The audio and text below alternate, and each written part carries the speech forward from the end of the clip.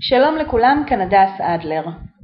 היום כבר כולם יודעים שבעבודה נכונה במדיה חברתית, אתם כיזמים, אנשי עסקים או עצמאים יכולים להגדיל את מעגל הלקוחות שלכם ולהגיע לקהל גדול וחדש שיתעניין בכם, בעסק שלכם ובמוצר שלכם.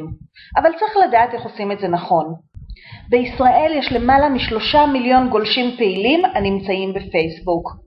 אם אנחנו נדע לאתר את קהל היעד הרלוונטי עבורנו, אם נדע לעשות פעולות נכונות, אנחנו נוכל לגרום לאותו קהל רלוונטי, לאתר אותנו ובהמשך גם להיות לקוחות שלנו.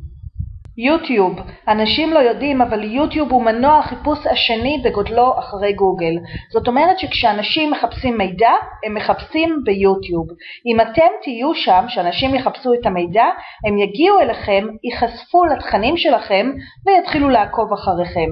הם יראו מי אתם, מה היתרונות שלכם, ושוב, בהמשך יהפכו ללקוחות. טוויטר, מעבר לעובדה שטוויטר היא רשת חברתית גדולה, היא גם מהווה מקור מידע מאוד מאוד משמעותי.